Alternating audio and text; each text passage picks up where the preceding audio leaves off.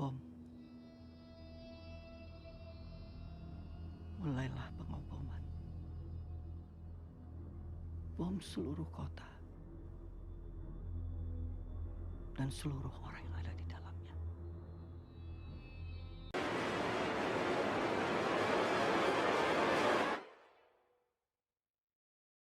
Hello and welcome to the Library of Chaos. Today we will be taking a look at the wonderful new Last of Us series on HBO, and more specifically, the fantastic work they're doing with the world building. Obviously, spoilers ahead for the series. I do not know about the games, I have not played them. And that is another thing. I am going into this without the pre-biases of playing the game first. I'm just looking at the series and their world building as a separate unit. So, first things first. This series is so good at building that sense of despair, of the lack of hope that this type of series needs. You can't have a Last of Us without having that despair.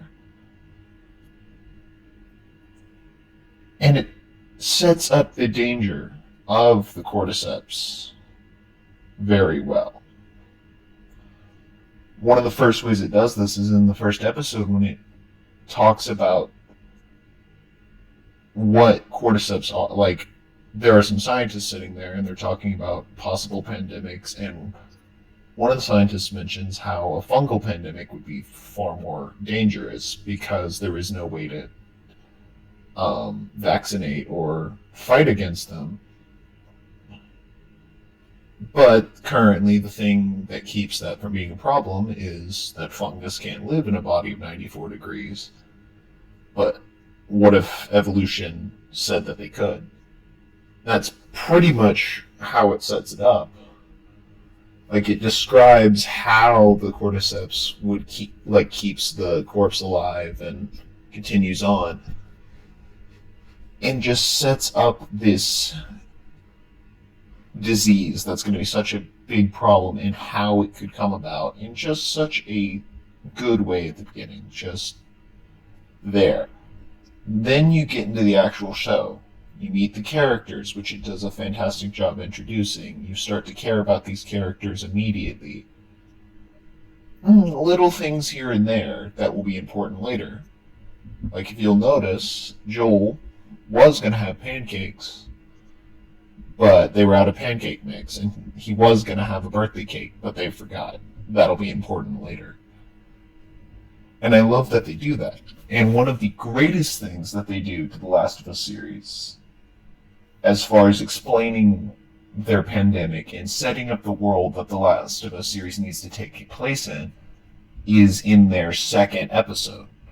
When they go to early on the pandemic, when it was just one, like a few things here and there, it's shown that there is an outbreak, a small one, at a flower factory, setting up that the cordyceps was going to be able to get into the flour and spread around. Also, why it was important that Joel and Sarah didn't eat that at the beginning of the show.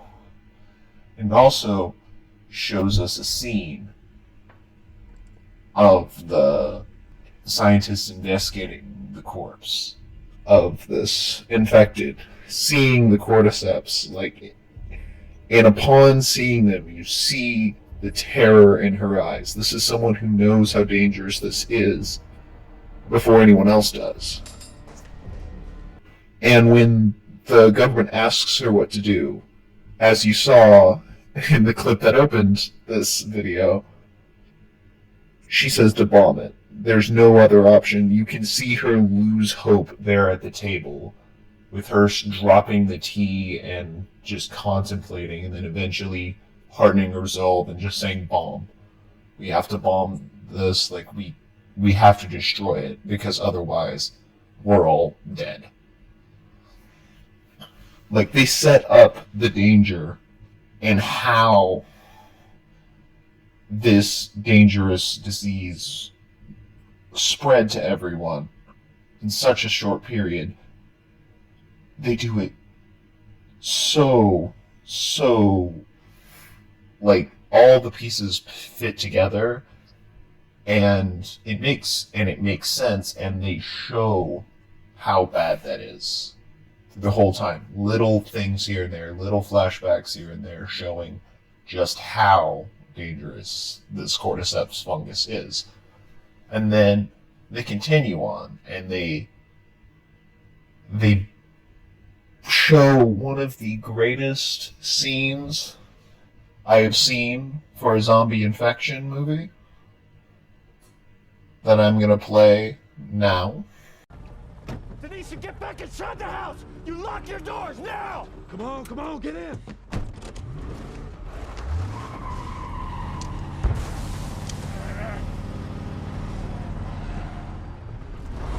Get your seatbelt on. Hold on.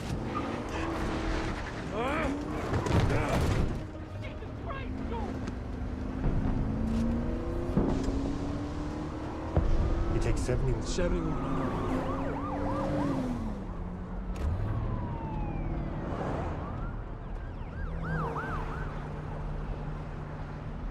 Daddy, We don't know. They're saying it's a virus, some kind of parasite.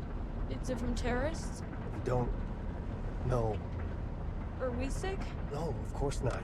Why did things blow up? No cell phone, no radio. A minute ago, newsman wouldn't shut up. How do you know? What? How do you know we're not sick? They're saying it's mostly people in the city. That's why they got the highway blocked off. God. It's Jimmy's place.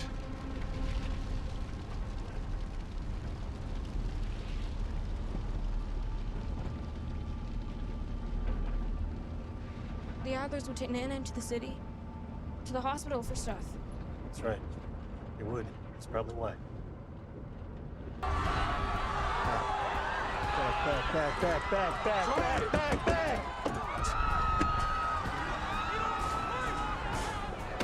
Tommy, go faster! We gotta go! There's nowhere to fucking go! Find an alley! What alley? There's people out there! Hold the fuck over! We gotta get off this street, now! That's what I'm trying to do, Joe. Just keep driving. Dad? Shit! Move!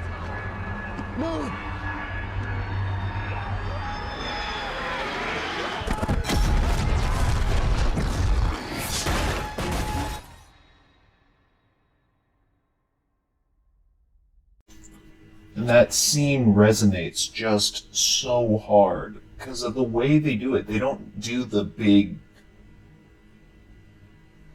wash of infected immediately. It's slow. You start seeing people in the background acting a little weird. And you start from Sarah's perspective. She doesn't know what's going on. And as it gets more intense, Joel shows up, and then they start getting out of the way. But it is just a well done series all around, with very little in the department of needing to be fixed, and then they make you care so much about the characters. Sarah's death is one of the most impactful scenes from that first episode. It stays with you. We're not sick. Sir. We are not sick! And that thing of like the we're not sick that Joel calls out as they gun him down. They show that in episode 3 with Ellie, with Joel showing the skeletons on the ground of people who weren't sick, that were just killed because they didn't have room. And then there's another way it starts to world build the new world that they're in. This world that there aren't enough resources, there isn't enough room for people to be safe. These quarantine zones are slowly falling, running out of food, running out of room, and they just don't have what you need to supply a population, so they literally have to start killing people to not let them inside. It is awful, it is desperate, and there is no hope left in this world. That's why Ellie being a possible hope. Why Joel is so suspicious of it and doesn't want to latch onto the hope because he's had lost hope too many times to start hoping again. And it does this so well. I cannot praise this series enough. Thank you for letting me ramble for a few minutes, and I will see you again. Farewell until next time from the Library of Chaos.